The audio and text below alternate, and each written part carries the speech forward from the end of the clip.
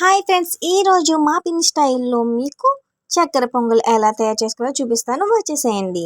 ముందుగా ఇలా బియ్యాన్ని పెసరపప్పుని కడిగి పెట్టుకొని రైస్ని అయితే మనం నార్మల్గా ఎలా తింటామో అలాగైతే కుక్ చేసుకోవాలి.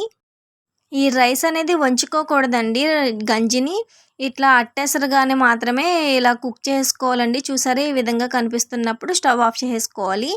ముందుగా రెడీ చేసుకున్న పాకంని వడకట్టుకోవాలండి. డస్ట్ అనేది ఏమీ లేకుండా అయితే ఇలా వడకట్టుతో అయితే వడకట్టుకోవాలి రైస్లోకి. ఇలా బెల్లం పాకం వేసుకున్న తర్వాత బెల్లం పాకం రైస్ బాగా కలిసేలాగా అయితే ఇలా వీడియోలో చూపిస్తున్న విధంగా మొత్తంగా అయితే రైస్ని కలిపేసుకోవాలండి.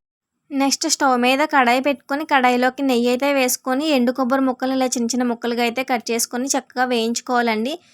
ఈ చక్కెర పొంగలికి మెయిన్ టేస్ట్ రావడానికి కొబ్బరి ముక్కలే మెయిన్ ఇంగ్రీడియంట్ అండి. ఇలా వేయించి పక్కన పెట్టుకున్న తర్వాత అదే నెయ్యిలోకి ఇలా జీడిపప్పుల్ని కిస్మిస్లు కూడా అయితే వేసి చక్కగా వేయించుకోవాలి.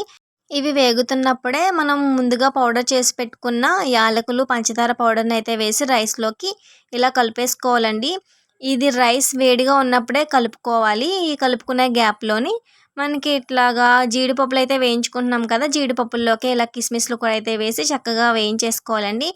ఇవి ఎంత వేసుకుంటే అంత టేస్ట్ అయితే బాగుంటుంది. కొంతమంది ఎక్కువ వేస్తారు, కొంతమంది తక్కువ వేస్తారు. కానీ ఎలా చేసినా సరే స్వచ్ఛమైన నెయ్యితో చేస్తే చక్కెర పొంగలి టేస్ట్ అమోఘమండి.